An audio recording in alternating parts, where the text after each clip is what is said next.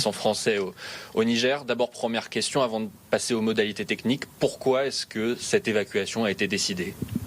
Compte tenu du coup d'État qui se déroule au Niger et de la persistance d'une situation préoccupante, la décision a été prise de permettre aux Français qui le souhaitent de quitter le Niger. Ils ne peuvent plus le faire par leurs propres moyens, puisque l'espace aérien a été fermé par les auteurs du coup d'État. Et donc nous mettons en place des moyens aériens à partir d'aujourd'hui, de cet après-midi vraisemblablement, pour permettre à ceux qui le souhaiteraient et qui sont contactés par le centre de crise du ministère des Affaires étrangères de partir par l'aéroport, en lien bien sûr avec le ministère de la Défense qui met des moyens aériens, mais ce ne sont pas des avions militaires, des moyens aériens pour permettre cette évacuation. Comment ça va se passer très concrètement ? Combien de Français et d'étrangers sont à évacuer ? Est-ce que ça va se faire par un pont aérien avec d'autres pays voisins ou directement vers Paris ? Pour les avions français directement retour sur Paris, combien de personnes y a-t-il à évacuer ? Eh bien, nous sommes en train de les contacter. Nous l'avions fait déjà hier pour les mettre en pré-alerte. Et on estime à quelques centaines de Français, ceux qui souhaiteraient partir et qui ont exprimé clairement cette intention. Quelques centaines d'Européens aussi, puisque vous savez que la tradition entre pays européens, eh bien, c'est d'être solidaires. Et si d'autres pays européens, ce qui est possible, mettent également des moyens aériens à disposition, eh bien, on prendra, en se répartissant les choses les uns et les autres, ceux qui souhaiteraient partir. Il y a aussi près de 1500 soldats postés au Niger. Est-ce qu'ils ont vocation à rester dans les prochaines semaines ou est-ce qu'eux aussi peuvent être concernés vers un retour ou un repositionnement ? Là, nous parlons vraiment d'une opération permettant aux Français qui le souhaitent de partir du Niger, compte tenu du fait qu'il n'y a plus de liaison aérienne normale. Donc voilà ce sur quoi nous sommes concentrés. Vous aviez eu des informations particulières sur des risques éventuels à l'approche notamment de la fête de l'indépendance, c'est jeudi, le 3 août. Oui, les risques existent, la situation n'est pas stabilisée, même si elles sont en ce moment un peu plus calmes.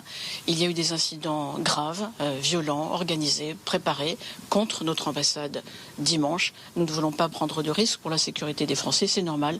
Et comme toujours, nous avons pris les précautions d'usage, puis le président de la République a décidé cette nuit de procéder à cette opération. Dernière question, combien de vols sont affrétés pour rapatrier les Français et aussi les ressortissants d'autres pays européens ? Le premier avion est en vol. Il y en aura d'autres vraisemblablement de façon à permettre une rotation. Nous espérons pouvoir faire ça dans les 24 heures. Merci beaucoup Catherine Colonna d'avoir accepté de répondre à nos questions. Vous parlez d'évacuation coordonnée avec les forces nigériennes. Est-ce que ça signifie que ça a été organisé avec l'armée qui soutient le push ?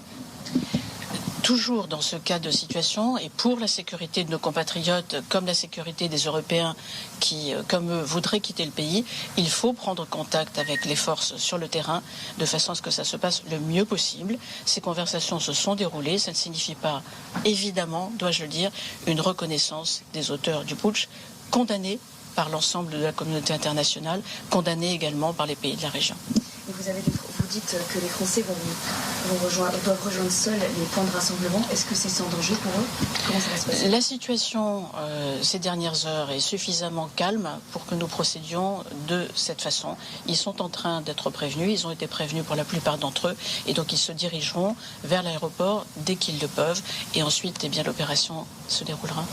Une dernière question, comment ça va se passer l'évacuation étant donné que l'espace aérien est fermé ?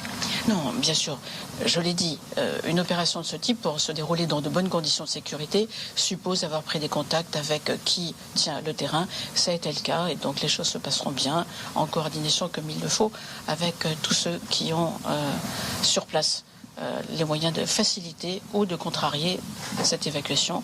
Nous avons eu les accords nécessaires. Des conditions de sécurité du coup qui sont réunies pour tous les Français. Nous avons eu les accords nécessaires, oui, même si nous restons bien sûr extrêmement vigilants, extrêmement prudents. Merci beaucoup Catherine Colonna. Merci beaucoup. Merci.